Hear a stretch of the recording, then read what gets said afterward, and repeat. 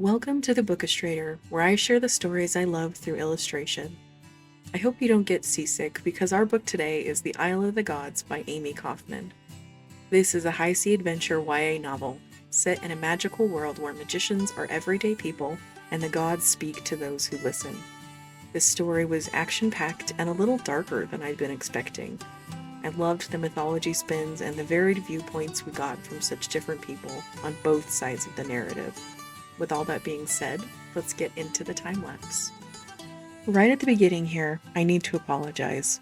I guess I never hit record when I started doing the undersketch for this piece, so my footage starts further along than I would usually share. Sorry about that. It happens sometimes. Nothing like my last video will be happening here though, thankfully. As I said earlier, The Isles of the Gods is a high seas adventure story, so I just had to draw them on a boat. This was quite the undertaking for me. I've never really drawn a boat before, just little cartoony doodles. Wait, on second thought, that's incorrect. I did draw an actual boat once in my Bachelor's of Fine Arts capstone project, the last big project you do before graduating. I did a series of book cover redesigns, and one of them had a boat.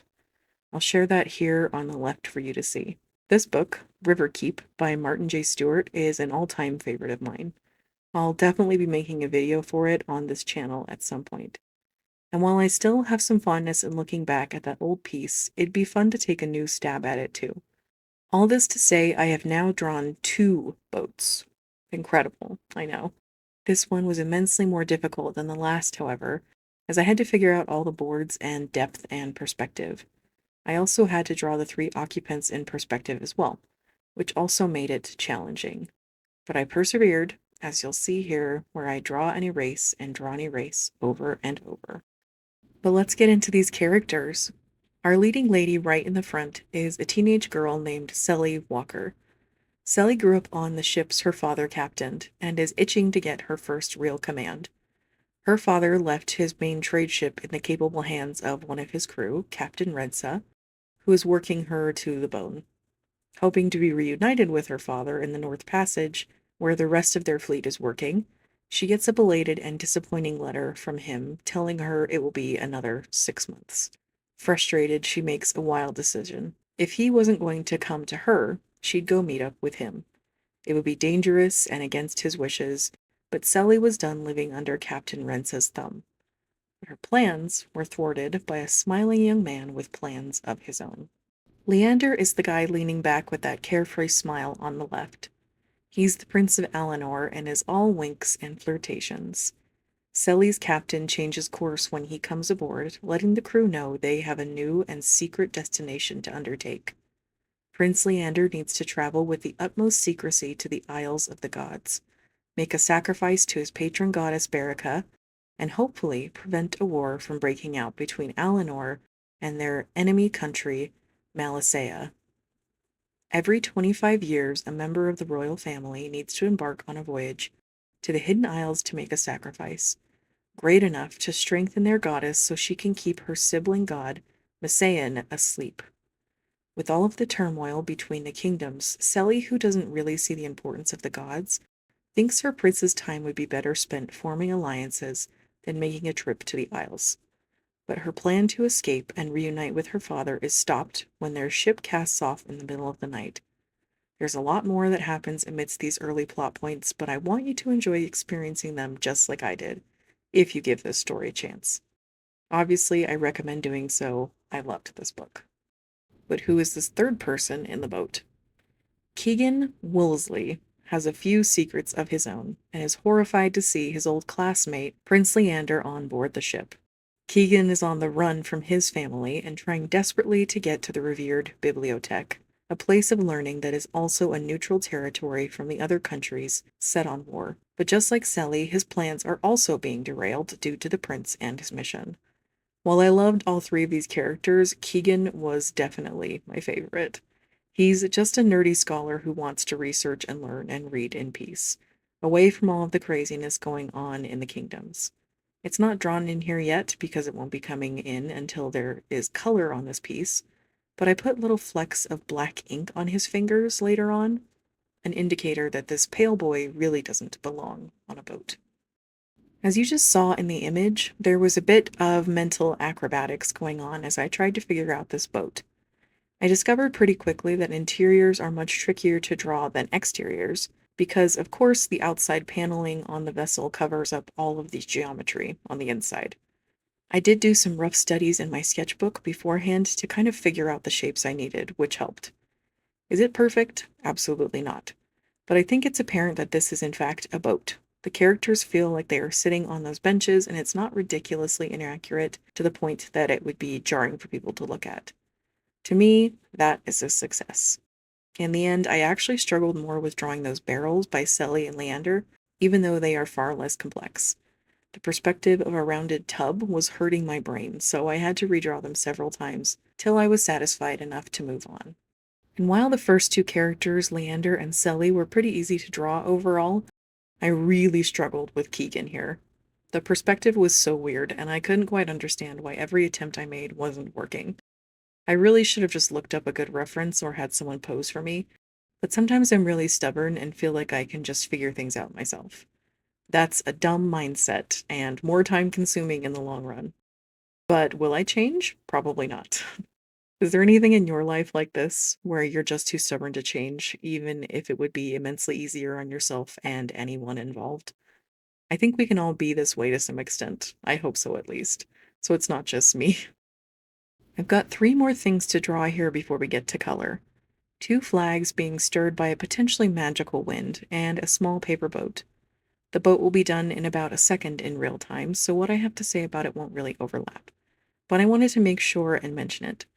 Later in the story, Selly and Leander are enjoying an evening when he folds her a small paper boat. This item means a lot to her as the story progresses, and to me is a great symbol of their growing friendship. So I really wanted to include it here. And that's all I'll say about that to avoid any kind of spoilers. I also tacked on the name Lizabetta on the side of the small boat our characters are in. And now we're into color. I was doing something experimental here, like I tend to do in these illustrations, and wanted to give everything a kind of warm brown filter. I used to do this with my watercolor paintings, back when I used that medium exclusively. It really livened up my pieces and gave some added texture and oomph that I wanted to try and emulate here. I'm also using a watercolor brush for that same old-timey effect. Pretty sure it's one of the default watercolor brushes that come with Clip Studio Paint's initial setup.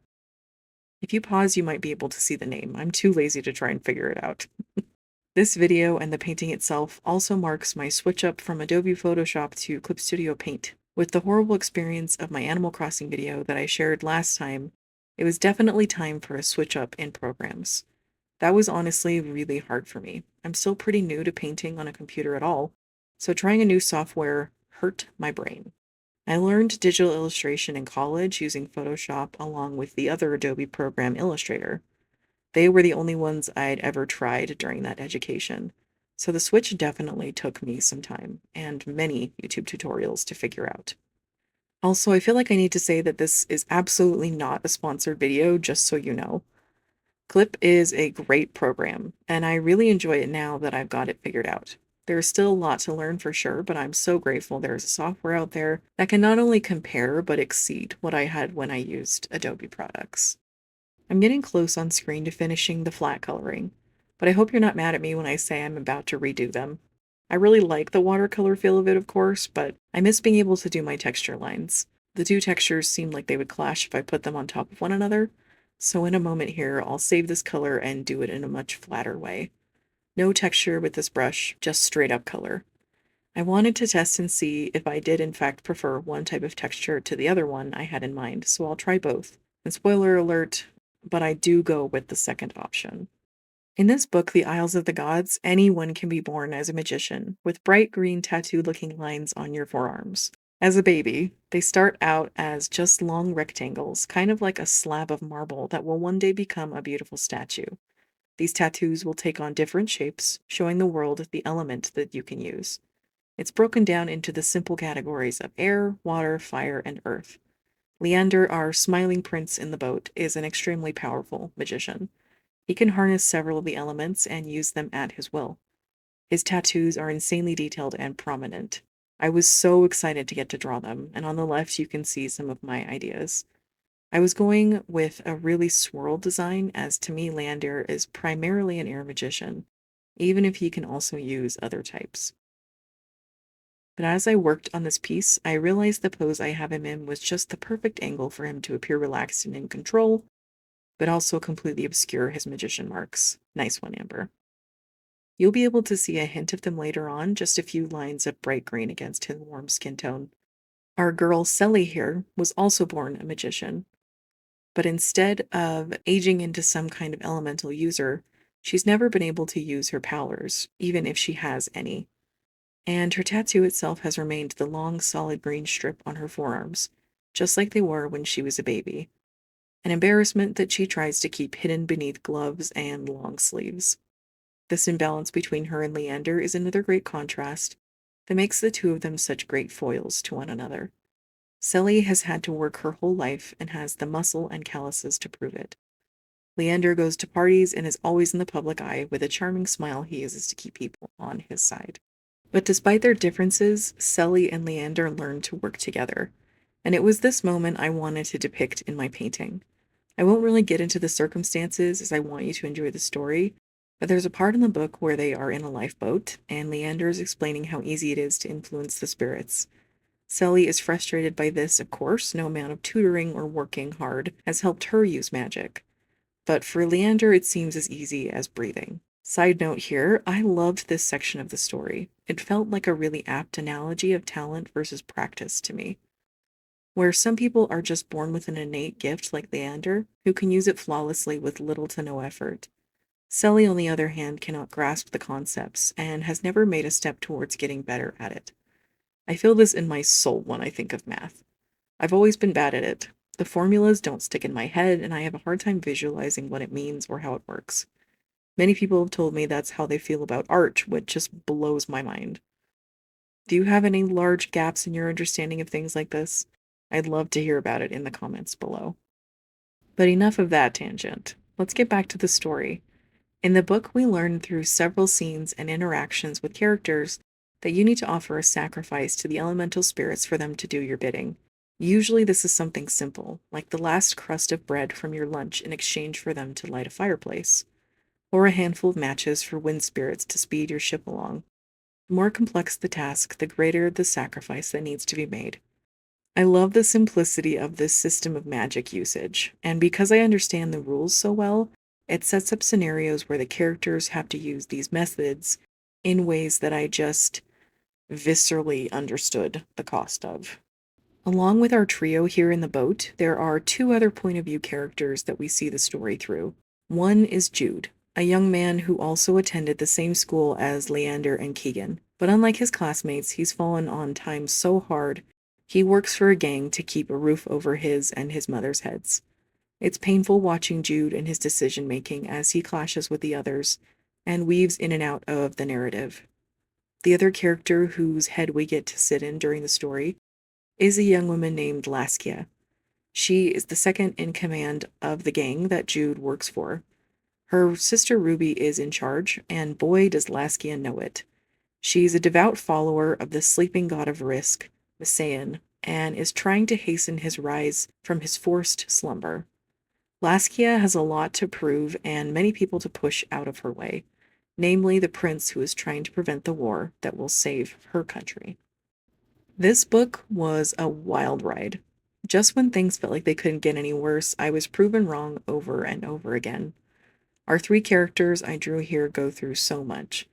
I just wanted to give each of them a blanket, a warm bath, and some hot food and a place to sleep. But no, they have to go and try to save the world, I guess.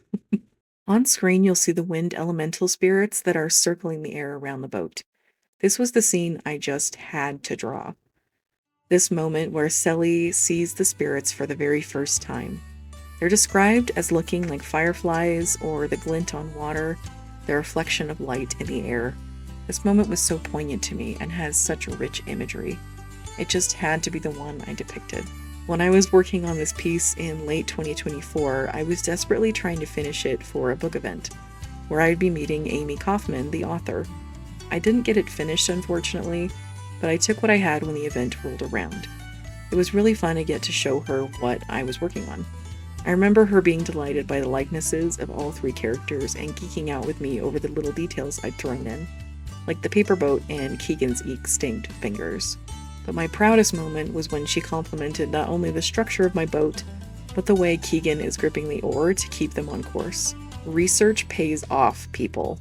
You were so lovely to meet, Amie, and I hope you like the end result. I'm sorry it took so long to finally share it with you.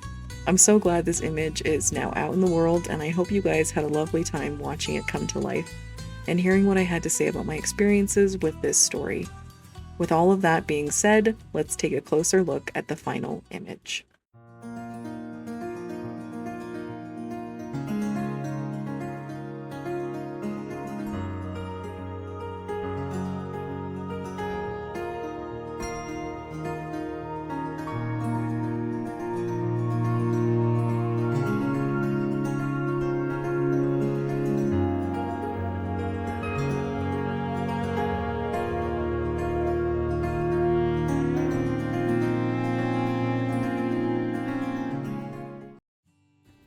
Woohoo! Another Bookistrator video is out in the world. I hope you enjoyed it. Please like, share, and comment if you did. I'm so excited to share that we broke 100 subscribers recently. Thank you all so much for being here, and I hope I see you in the next one. Bye!